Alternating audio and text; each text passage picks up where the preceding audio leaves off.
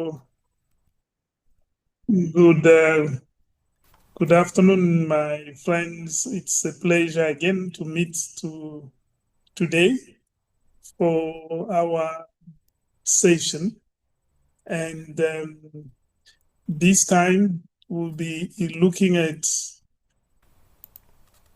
the fifth module for our advanced training logotherapy course, which focus on a crisis of meaning, a focus on what matters. This topic for me is so important. And as I was reflecting about it, I thought, I hope for those who are actually busy conducting logotherapy session, that this would be a very important session to engage with, for the topic of crisis of meaning, because that's what we are doing as logotherapists. So the whole work of the logotherapist is around meaning. And I think the previous modules, we might have been talking at different principles of logotherapy, but this one is actually looking at what is actually the real issue logotherapy is looking at. And I think then I thought this is very, very important. It might be a long presentation. If it's long and you are tired, please stop me anytime. We can stop and have the discussion. But on the other hand, I was trying to bring as much different aspects so that we can have an open, broad discussion, but which brings us in that moment when we are actually applying logotherapy, either in a conversation, either in a supervision session, either in a therapy session. So the focus would be, the question would be, is there a crisis of meaning? And if it is there, how does it present and how do we deal with it? So basically that's actually this session would be about. But I thought as well that before I start, I thought that I should share with you just one year. I thought I should share with you some thoughts to just bring us back to one thing which is very important. And the thing which is important is exactly that question of what matters, what is at stake in our life. And these phrases or sentences were brought up by some anthropologists. One who said the title of his book is What Really Matters, Living a Moral Life Amidst Uncertainty and Danger. And the other one also came up with the sentence, what is at stake. He came up with this sentence while looking at the experience of suffering in different cultural environment. Of course, for us, if you read the tutorial letter of where this module is based on, Terea asked that question as well. What is your real problem? So this, I think, is actually the main preoccupation we should be having when we are saving other people or supporting them in finding meaning in their life. The issue should be, what is their real problem? So I thought I should share what one of the anthropologists shared, has written, when looking at how people experience suffering and how do they tell their story of suffering. And in this case, in an African context, So he has written somewhere this, what also struck me forcibly about Fina Kamara's story was not only her awareness of her own powerlessness, but the absence of any dwelling on the self. I thought that's very important. The absence of any dwelling on the self. There are, I think, two reasons why this was so. First is the Kuhanko. This is a tribal group in East Africa, habit of recounting one's experience not as a singular personal story based on autobiographical memory, but as a series of a shared event involving crucial social relationships. I thought this is very important because as most of the people we might be called to interact with in a session or in a supervision might be relating issues of suffering. And how do they relate that? So there are many ways of relating suffering, which can be self-centered, so all about me, or it could be inclusive of other people and all my relationship with other people. I thought this is very important because it would help us to understand how do we recount our suffering, and in the process maybe look at the question of what is really our problem. So he goes on to say, as a corollary of these emphasis on we rather than I, you remember in one of the modules I refer to that African, and I believe other philosopher as well, even Western philosopher, look at themselves as relational beings. So they look at themselves not necessarily individuals separate from other people, but as individual always in relation with other people. So he says the emphasis on we rather than I. The Koranko tend to construct experience as intersubjective rather than intrapsychic. Though from an empirical point of view, each obviously entails the other. Although people suffered humiliation, bereavement, mutilation, and grievous loss in the war, no one spoke of an injured mind, of broken spirits, or of troubled souls. Healing was sought not through words, but deed.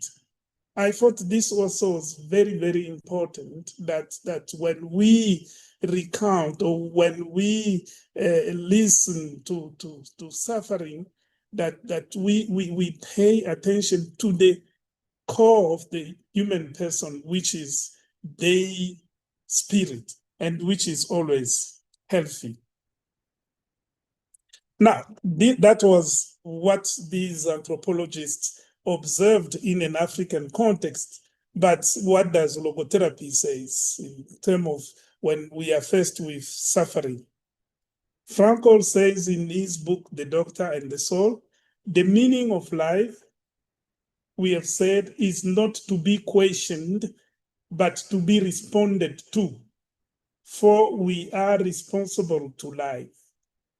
It follows from this that the response should be given not in word, but in acting by doing. I thought this was also very, very important as we are looking for what is really the problem of our fellow human being who is relating with us. We do that through acting, or that search has to result in real action.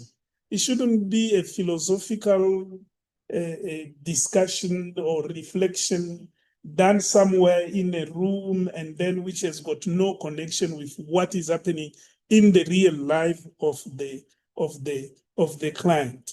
And Terea says the real issue that is to be dealt with in therapy. Now she's answering to that question. The real problem in therapy, over and above whatever other treatment may be required, is a crisis of meaning. So the real problem is actually a logo problem. You realize that we are actually generally advising our students to always think in that way, that how do you move from the problem to a logo problem so that you become meaning oriented. So she goes on to say, we lost connection with what really matters. And what really matters in life for us as a human being, as a spiritual being, it's our calling in the moment. It's the meaning of the moment. That is what really matters at any time and every time. Of course, Frankl says to emphasize this, to say our primary motivational factor is a will to meaning or the search for meaning. And this for him, for Frankl, for me, this is one of the sentences I carry with me as a medical doctor. Frankl says, even under normal conditions, a strong meaning orientation is a health promoting and life prolonging, if not life preserving agent. So the search for meaning or the meaning orientation, it's so important for our health, for our well-being. And so it is important for any other human being we are called to be with. Now, as a result of the crisis of meaning, first of all, we would like to propose from the logotherapy perspective that the crisis of meaning is the result of the frustration of the will to meaning. When the will to meaning is frustrated, the crisis of meaning would follow.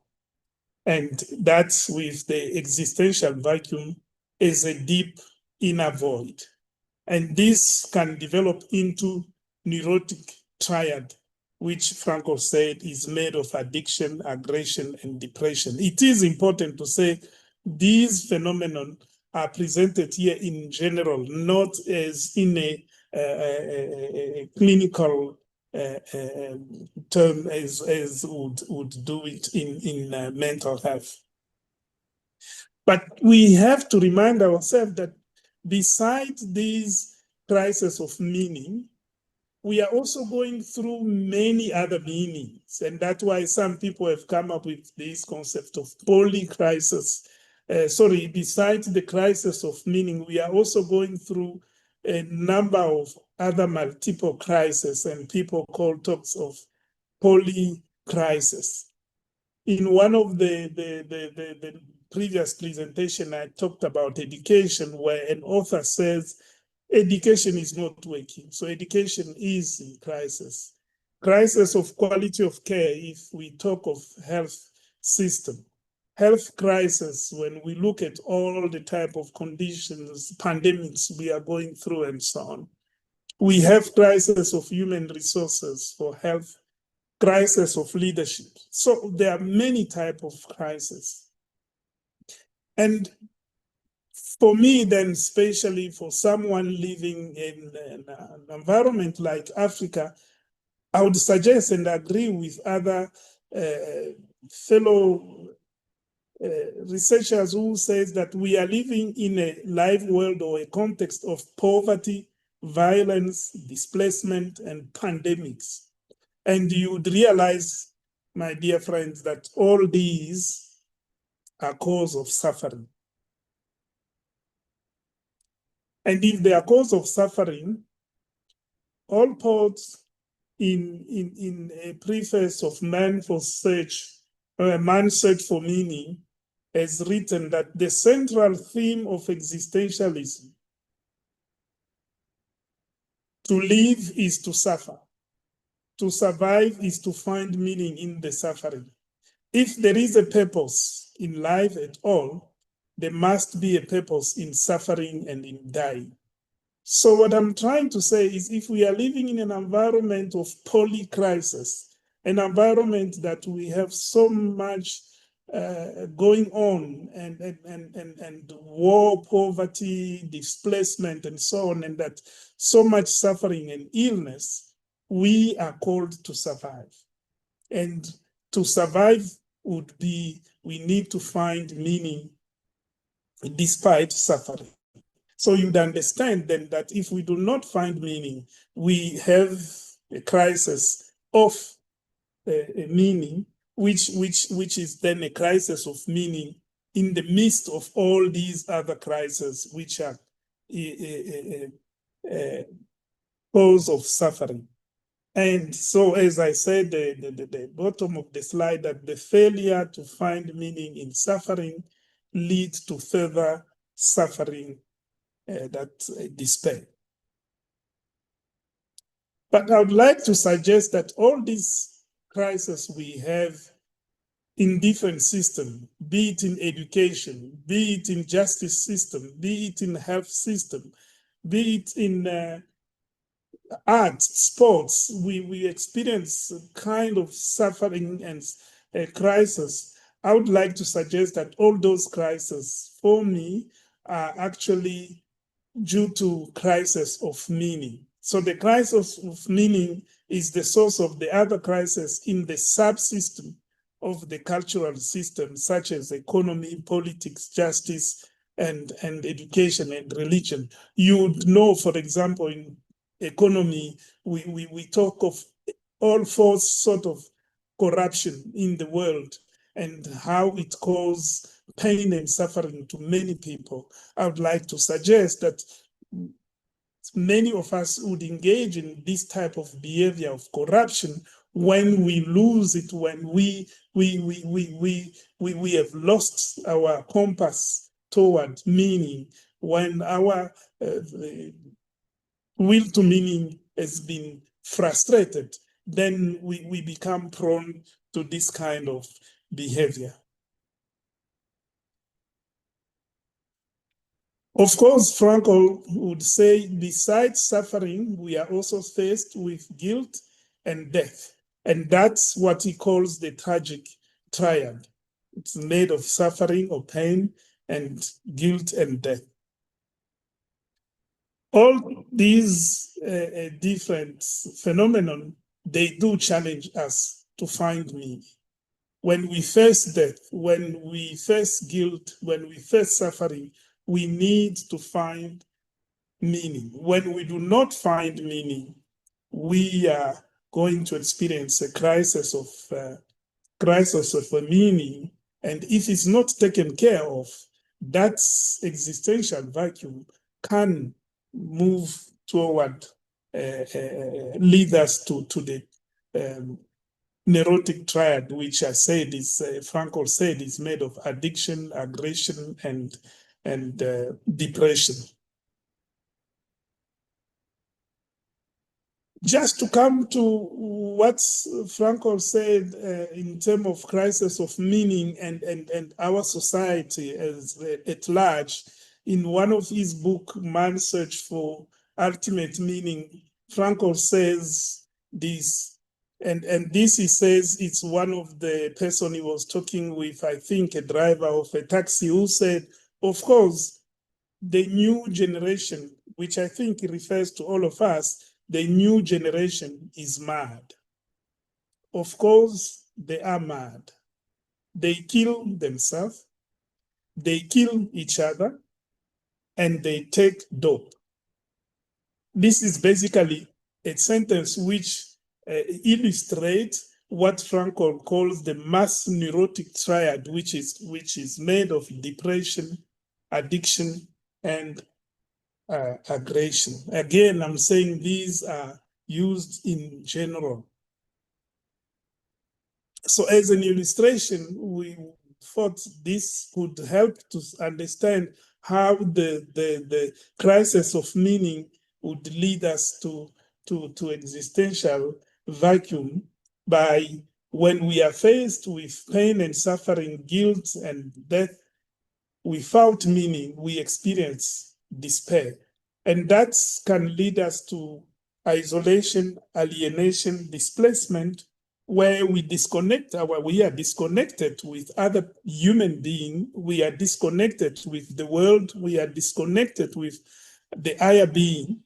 That comes with, or would make it worse, that we have a feeling of doubt, confusion, and what I called social-cultural disorientation, being lost in an environment where we do not know what is really important for us, what really matters, what is actually our worth. That is that experience of existential vacuum. But having said this, and I thought for me, this might be the most important part of my presentation, is to say, how do we, in a way, make sense of the crisis of meaning? How can that crisis of meaning come into place? Personally, I would suggest that we have three possibilities. We go through the crisis of meaning in three major ways. The first one is when we ourselves in the world, as a human being in the world, have lost who we are, do not have an idea of who we are, have lost our uniqueness and our authenticity. The second way is that when, as a human being, we become so preoccupied with success, health, performance, knowledge, so preoccupied with all these things that we totally forget or overlook the calling of the moment, which is meaning. But the other way, the third way of us finding ourselves in a crisis of meaning is when we might be aware, have a feel of our calling in life, but finding it difficult to fulfill it. Basically, finding it difficult to realize values in our life. So you realize that this way for me, it's a way for me to move from what we say problem to logo problem. So that problem can be situated at I as a human being, or situated as my focus, I put my attention where I put it, or my inability to realize values and fulfill meaning. So as I was saying, when it is about me as a human being, I might go into a crisis of meaning if I overlook my spiritual dimension. For example, in the previous presentation, we said it, that we do have this tendency of paying attention mostly to the mind and body and forgetting the spirit. The moment we forget the spirit, we are likely to experience a crisis of meaning, because we are not then in touch with what is spiritual phenomenon or experience made of values, creativity, and so on. So basically, we live only at a biological and psychological dimension, while overlooking the spiritual dimension, which is made of freedom of will to meaning, where actually the healing is located. So one way of dealing with this kind of situation in a session or for ourselves is to kind of use what Frankl said, one of our spiritual ability is self-distancing. Just looking at us at a different angle, looking at us in a different way, getting out of these physical and psychological and looking at us in a broader way where we can include the spiritual dimension. This could help to start moving out of the crisis of meaning. The other way, as I mentioned, is when we become so preoccupied with success health, peace, and all other things, when we become preoccupied with making money, having wealth, and so on, what Frankl have called hyper-intention, so that we are so focused on these outcome that we lose focus, we lose sight of the calling in the moment. So this could be based on what he had said, that we are living based on the will to power or will to pleasure, just making as much money as we can, or exercising power on other people as much as we can, and that takes us away from actually the real question: what is at stake? What is really our problem? Our problem is not health, is not success, is not money. Our problem is the calling in the moment, is what life is calling us to respond to. And one way of doing that could be using another spiritual dimension Frankl has mentioned, which is self-transcendence. Self-transcendence is moving beyond ourselves, going beyond ourselves, reaching out to the world, reaching out to other people in the world. You remember the quote I shared with you earlier, when we said, when we recount our suffering, our pain, our story, it is important to be aware of the people who are around us, to be aware of the world which is around us and which we are still part of, instead of becoming very, very narrowed and telling only our story and only us. Only it's about, as they say, about I, me, and myself. So we would use what Frankl said, de-reflection. And the third way that the crisis of meaning can come in is that we might be aware that there is a calling. We do have a calling in life. Life is calling us to do something. Life is, and this meaning, this calling always points to what is true, what is beautiful, and what is right. But we do that by realizing values. It could be attitudinal values, creative values, or experiential values. So sometimes we find ourselves unable to realize these values. One of them could be, for example, limiting beliefs. Limiting beliefs where I say, okay, because of what I'm going through, then life is useless for someone like me. When we have that kind of belief about ourselves, it's going to limit us to find any values around us. And it's going to prevent us to realize that life is still calling us, because we are unable to see the beauty life is providing us.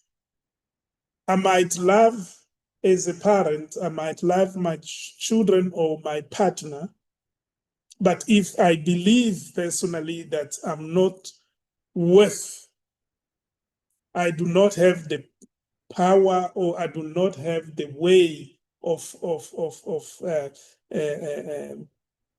loving my family, my spouse and children, that is going to prevent me from realizing love as a value. So basically what I'm trying to say is that one might be aware of his or her calling, and even aware of his or her values, but having limiting belief to say, I cannot do that. I cannot, I'm not good enough to love other people, or I'm not even good enough to be loved by other people. And that could prevent us from realizing values and fulfilling meaning. And that could bring us into a state of crisis of meaning, which, if we are not careful, would lead us to existential vacuum with all the consequences of tragic and neurotic triad. And here we can use one of the other spiritual capacity Frankl has mentioned, which is intuitive knowledge. That intuitively, if we listen to our conscious, we can pick up what is our calling, and we can pick up our innermost values. And we do that generally using Socratic dialogue. This is where it becomes very important for us to know which kind of question to ask other people we are working with, to ask a question which allows them to see what is important in their life, and not impose our values or our belief on them. So, having said that, so we realize that the practice of logotherapy would make use of love, wisdom, and responsibility. I think we mentioned these in our previous presentations. And of course, I said this initially in the previous module, that the psychotherapeutic credo is that meaning is unconditional. So it is always there. Ours is to open up our views to the spiritual dimension and look at the calling the moment is presenting us. Life has meaning under all conditions. And here Fabry said, patients may not be able to change their condition, but they can change their attitude toward their own, perhaps incurable, sick or psychophysical area. So this again is something important, as I said, that if someone is terminally ill, the suffering, the fear of death might bring the person to a limiting belief that all is done, all is doom, and there is nothing one can do, and overlook that even in that moment of death, one can still realize meaning, if not meaning, through the attitudinal value. Of course, this is one of the most difficult value to realize when one is faced with his own or the death of other people and suffering. We have to be careful about that.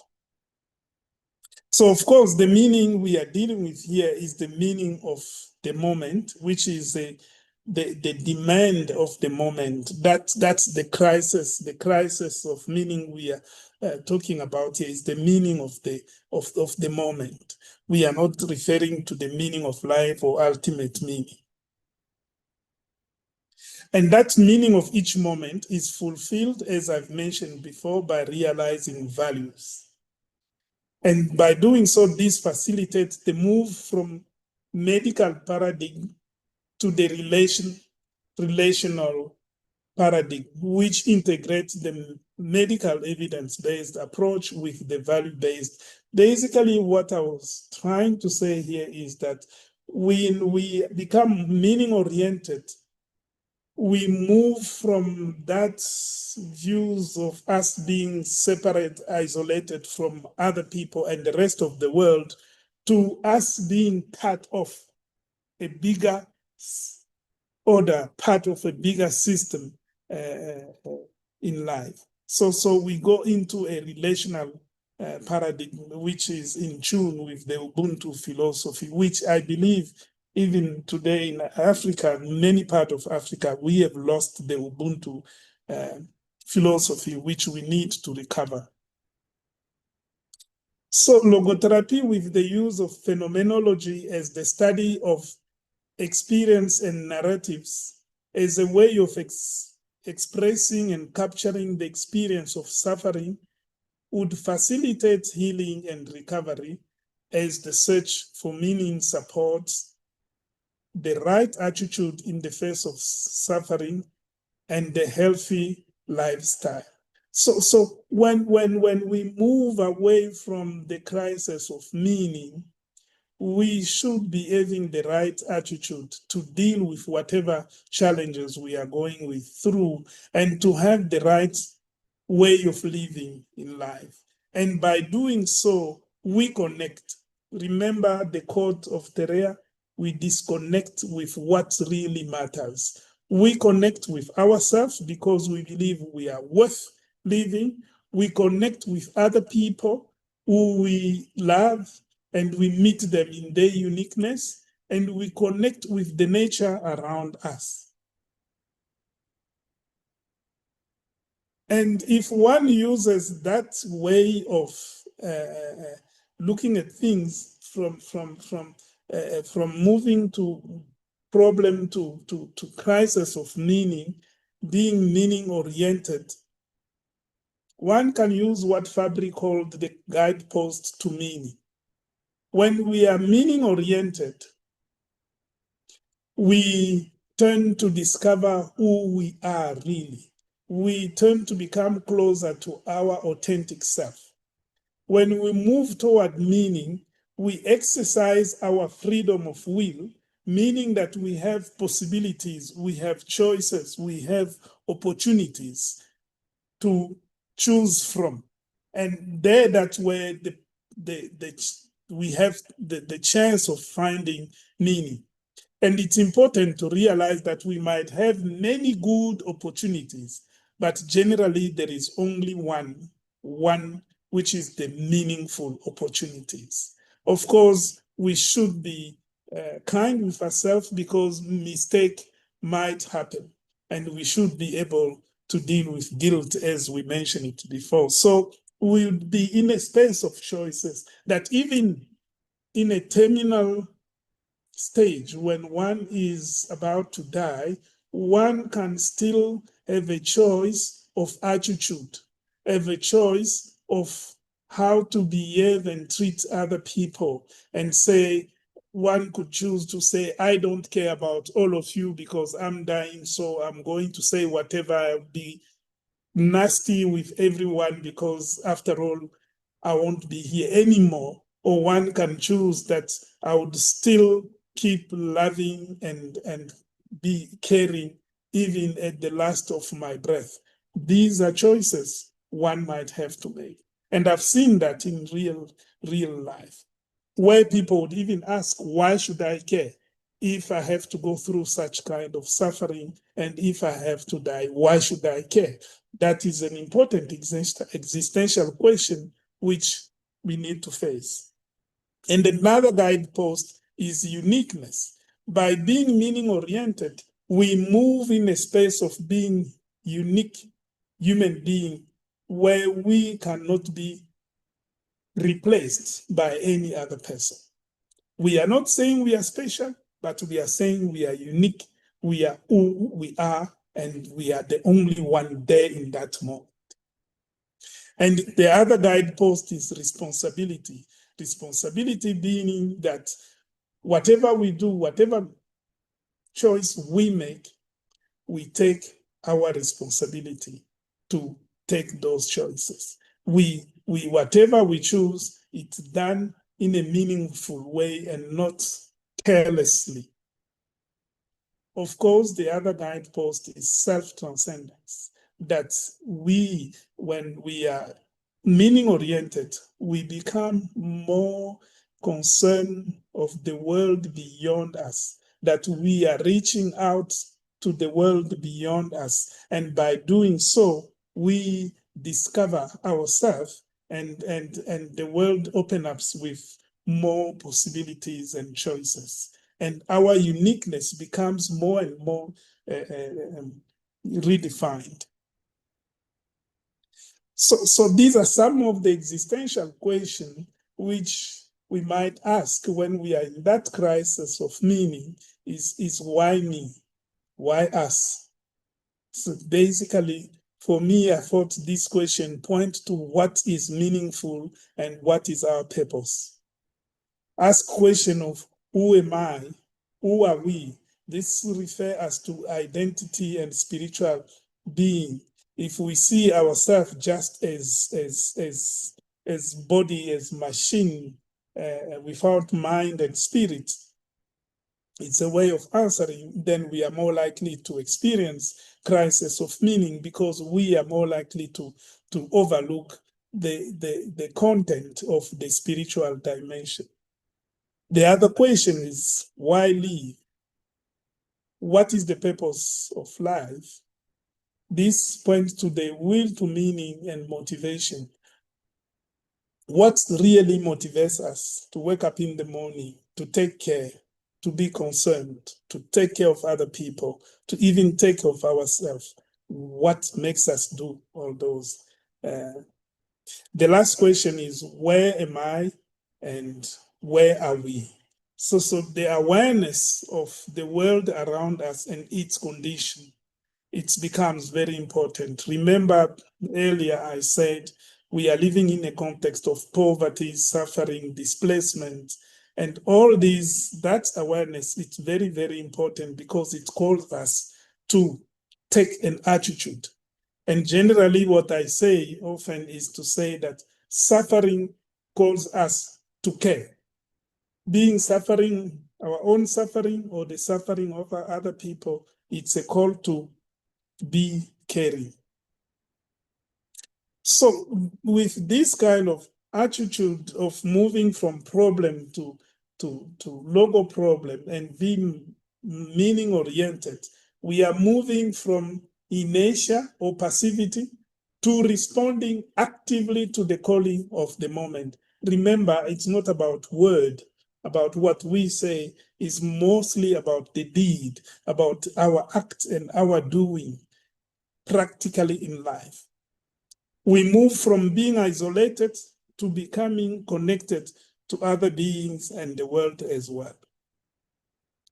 So I thought as well that I should share that when we have a phenomenological attitude in a logotherapy perspective, we then, especially when they are dealing with a fellow human being, this attitude calls us to acknowledge our fellow human being problem and their suffering. When we say let's move from problem to logo problem, we are not saying forget about the problem.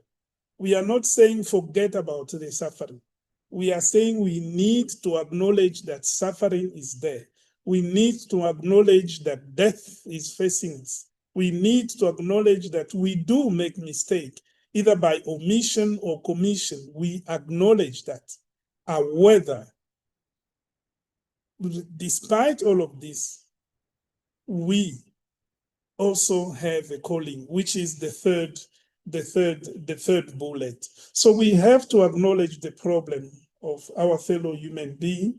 We have to acknowledge them as truly human being and spiritual being, to see and look at them as being who are physical, emotional, spiritual, and social, and not look at them in an isolated, reduced way. Of course, we have to also acknowledge the context within which our fellow human beings are living, even within which we ourselves are living. It's because it is in that context that we find meaning. Meaning is outside us, it's not within us. We do not make it, we do not invent it, we discover it. So, my dear friend, this is what I thought I should share with you this afternoon, and thank you for your attention. Thank you, Dr. Kanda, for such a comprehensive presentation. I was again making lots of notes.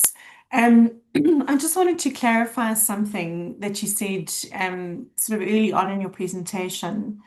You spoke about when there is a frustrated will, generally the neurotic triad is present, so addiction, aggression, and depression. And when there's frustration of will, there would be an existential vacuum. So my question is, does an existential vacuum have to exist for there to be a crisis of meaning? Now that very, very good question. First of all, I think we need to separate them. I think crisis of meaning is one phenomenon, Okay. which can lead to existential vacuum. Right. And the existential vacuum is a consequence of the crisis of meaning, is the consequence of the frustration of the will to meaning. Okay. But existential vacuum is not necessarily depression and what we called the neurotic triad. The existential vacuum, as I said, is when we do not take care of it, when we stay in that existential, in that void for longer doing nothing, it can lead us to depression, aggression, and Addiction. addiction. And of course, this depression, addiction, and aggression, it's in a broader way because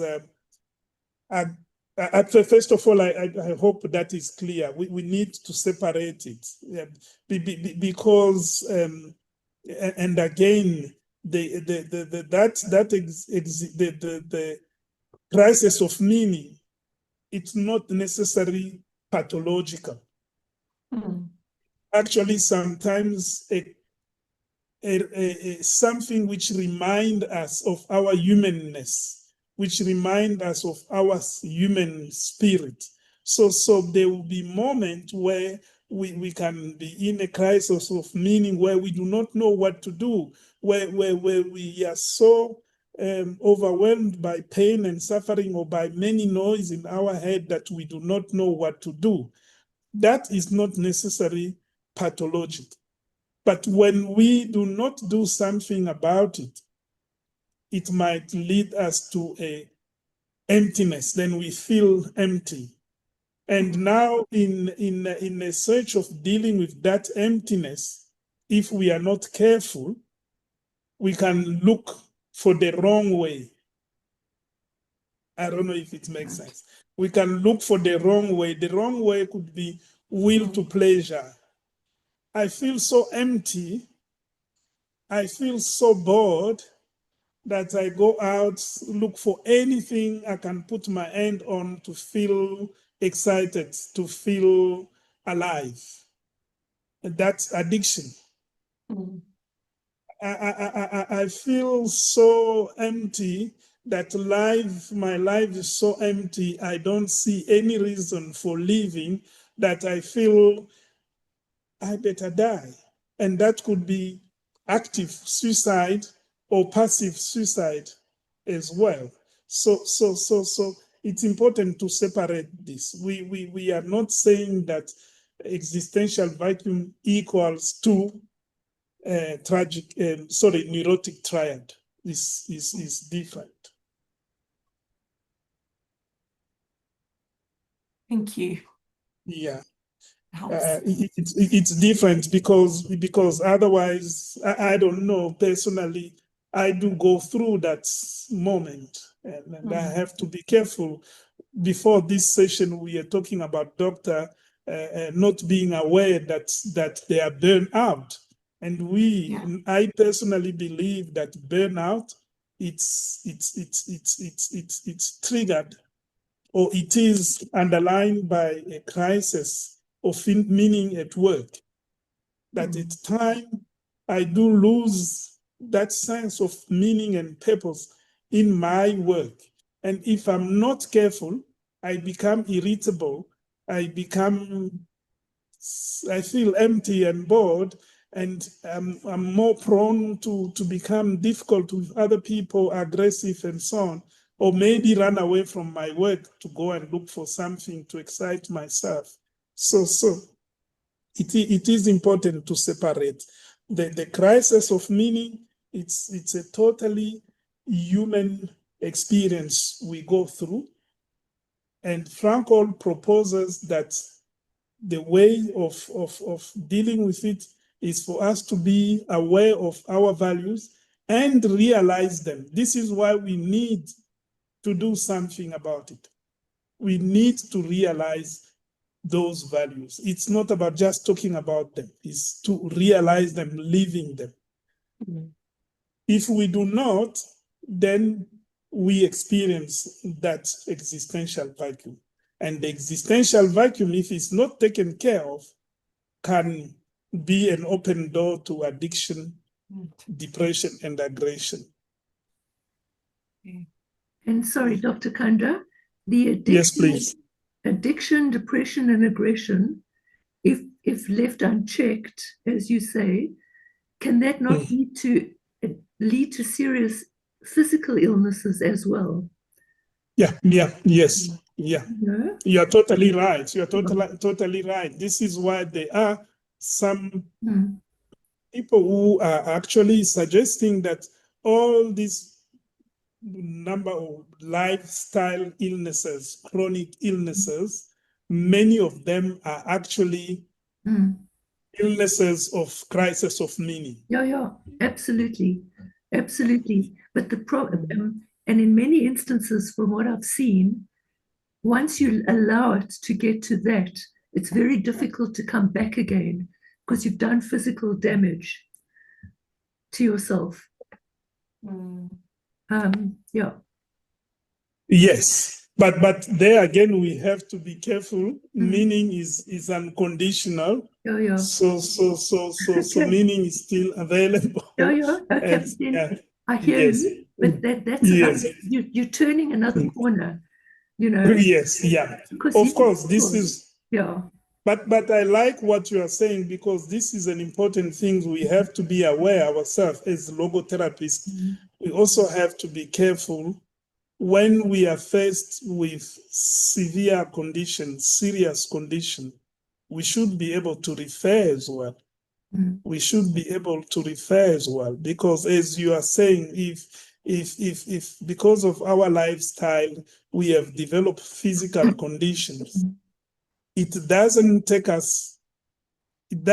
away that we have to take care of ourselves and take physical treatment to deal with that, while underneath looking at the issue of meaning. And that's why Terea, I love that sentence at the beginning. She said, above all treatment. So we are not excluding other treatment. We are supporting other treatment with the search for meaning. It's very, very important, because I see sometimes people with chronic condition getting into that hopelessness, which has become actually a limiting belief that there is nothing I can do, so whatever happens, it's over. Let's take an example of addiction on its own. If I drink, there is, I was just rereading a story of Frankl. Frankl tell a story of someone who used alcohol, and with time he started losing his hearing. So he meets this person and greeted him. The person doesn't hear him, and Frankl had to almost shout for him to hear. And then he said, no, I've realized you have gone back to drinking. If you stop drinking, your hearing might improve. And later on, days later, he meets the same person. Frankl calls him by shouting, and the gentleman said, no, you don't have to shout, I can hear you. He said, no, I can see you have stopped drinking, because the hearing has improved. And we know alcohol has negative impact on the nervous system, including the hearing. So later on, days later, he meet the same person. This time he had again to shout. the guy could not hear him, and they said, no, I can see you have gone back to drink. He said, yes, I've gone back to drink because when I stopped drinking, I could not hear anything good in life. So you see, it's a limiting belief that my life is so bad, very bad, that there is nothing else worth listening. So if there is nothing else worth listening, I can as well lose my ear. So, yeah. Yes, but I agree with what you are saying, is that sometimes, and that's why we have to be responsible when we do not act actively on time, things can be worse. But that does not mean meaning has gone away. Meaning is still there unconditionally. Dr. Kanda, that was the most marvelous presentation. And I know for one, I'm going to have to watch it a couple of times because there was so much in it, and I will. We're sort of hitting 7 o'clock. Is there anything else we need to cover before we finish? I don't know if from our friends, other friends would like to. Yes, I see Dr. Mandu, you want to say something, please go ahead. Good evening, sir. I just want to ask a question, because earlier on, as you were presenting about the poly-suffering and trying to contextualize it to Africa, where actually we have those multiple sufferings, is it possible that the whole or the whole community or the society can have the mass search for meaning? Do we have something like that? That's a very good question. Mass search for meaning. That's a very good question. First of all, yes, it is worth asking that question. As Frankl says, we are experiencing mass neurotic triad, that many of us experience that. However, we have to be very careful, I think, when it comes to freedom. Frankl and spirit, Frankl says, the freedom is not collective, is personal. Is personal. So what I'm trying to say is that we can facilitate a collective search for meaning in diversity, in respecting the uniqueness of everyone, because otherwise we might impose some way of doing things and in the process suppress other people. I don't know if it makes sense. So Yes, sir.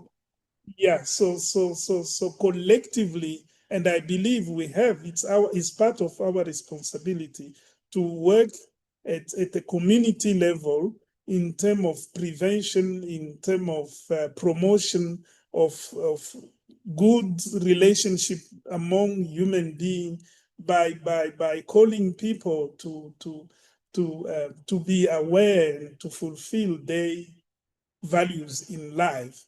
But we have to be very careful not to impose our values on them, in the spirit that it is collective. It is collective, as we are human beings belonging to a community, but it is individually experienced. And we have to allow every individual being to realize his or her own values, knowing with the belief that is going to contribute to the wellness of the community. But that's a tough question. We need to think about it. And I believe, as logotherapists in Africa, we do have a responsibility to think in those lines as well. How do we call our fellow human being living with us in Africa? How do we invite them? How do we make them aware that meaning is calling them, without imposing our own meaning on them, without imposing our own values on them?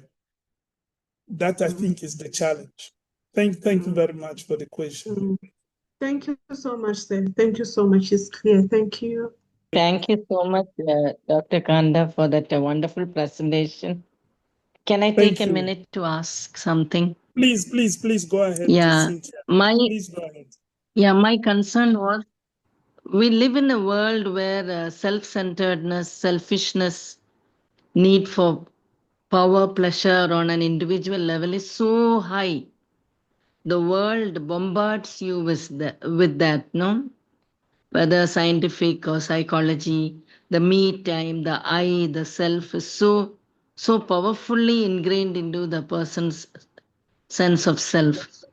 So in that context, how can we therapists, we call ourselves logotherapists, this idea of self transcendence and will to meaning, how can it we even reach a person with that? Some may receive it better, but I'm saying a majority is so ingrained with the norms of the world. And the world says you are important than the other. You compete, you fight, you prove your point, you exercise your control. That's what we see all around. Logotherapy is counter to that. So how tough it is, how difficult it is. It is very tough. It is very tough and very challenging because there isn't one fit all situation. However, you remember I mentioned the 3 techniques: self-distancing, de-reflection, and Socratic dialogue. I believe in this kind of situation, Yes. that way Socratic dialogue can be of use, where we ask very gentle, challenging questions, or even tell stories which can help ourselves and other people to see things from a different perspective. I don't know if it makes sense. This reminds me another joke or story of this old fish swimming in the river and meeting young fish, greeting them and saying, if you realize that the water is very warm today, and he went by, the young fish staying behind starting asking themselves, what is water? What is water? The one he says is warm. So you get that sometimes we are so immersed in our culture that we are not aware of our culture. We are not aware of what you are saying, this self-centeredness. It's shared by almost everybody that it becomes normal.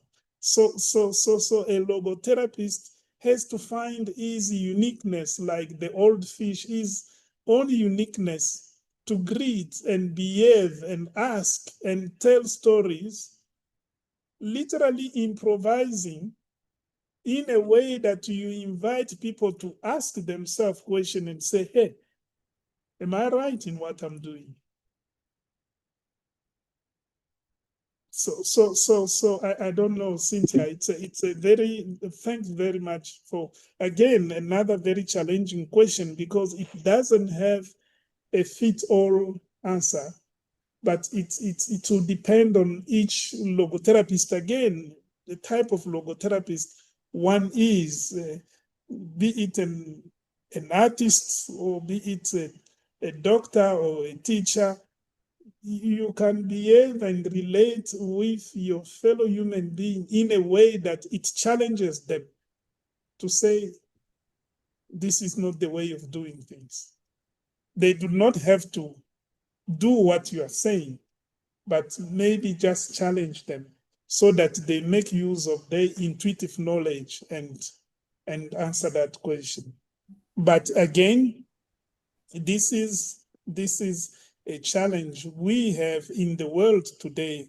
in this individualistic world, in this self-centered world, us as logotherapists, how should we behave ourselves? I'm working in an environment as a manager. How do I treat my fellow colleagues? Yes. How do I treat them? Because as a leader, and this is something I've talked about in terms of leadership, as a leader, if I only focus on what I have to do, I have to succeed, I have to be the best manager. It's self-centered. It's about me, I, and myself. I have to be the best manager. So everybody has to do what I want them to do because I want to succeed. I become success-oriented. It is important for me to remember as a logotherapist, as a meaning-centered leader, that I am here to serve other people, to be of help of other people. It doesn't matter if I succeed or not. It doesn't matter if I make it or not. What matters are that the people next to me feel loved and taken care of. Maybe that as well can bring them to get out of that self-centeredness.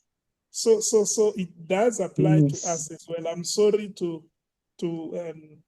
take more time on this because I believe it's very important. As we said, the role of logotherapists, not only in Africa, but in the world at large, how should we behave? When we talk, when we behave, when we treat other people, do we treat them as truly human beings and invite them to come out and meet us? Maybe by doing that, they would forget themselves and they become self-transcendent. Kanda, may I ask Cynthia a question? Yes. Cynthia, is there not a link from your question to the work you're doing on conscience? Is the awakening of the conscience, is that not a link somehow to the question you posed? Yes, I was thinking of the same thing because unless the conscience is touched, transcendence cannot happen, I feel. And that's the focus of your work. Yes. Yeah. Yes, thank you, Coral, for reminding me that. Thank you so much. Yeah. Thank you very much. Thank you very much. And that's sincerely your work. It's reminding us to be conscious, reminding us to be open to the world. And by doing so, the self-centeredness would go away. But I'm sure one of the things which made this presentation difficult is because I did not know how to take it. The other way, I believe maybe later, is that we could have session where for those who have therapy session, even research, interviews, and so on, could share them so that we have something to look at practically. Yeah, to look at practically. But that as well, we have to be careful as we look at them practically. We still have to individualize that. Individualize it as a therapist. You need to do things which you are comfortable at with the person who is in front of you. Because my clients are not necessarily the same as your client, even if they have the same conditions. Or my patient here, we call them users. They are not necessarily the same. And sometimes even the same person might not be the same person every day. So one has to be open to improvise, open to be in tune with the moment, to find what really matters, to come back to our topic, to find out what really matters, because what really matters changes day by day. Thank you, Dr. Kanda. That was amazing. Thank you very much. We have gone 15 minutes beyond, but it was worth it. And thank you very much for the opportunity. It was a pleasure. Thank you. Thank See you. you again. Ciao, everyone. Thank you. See Bye. you. Thank you, Dr. Bye. Kanda. Good evening, everybody. Good evening. Bye. Ciao. Bye. Thank you. Thank Bye. you. Bye. Bye.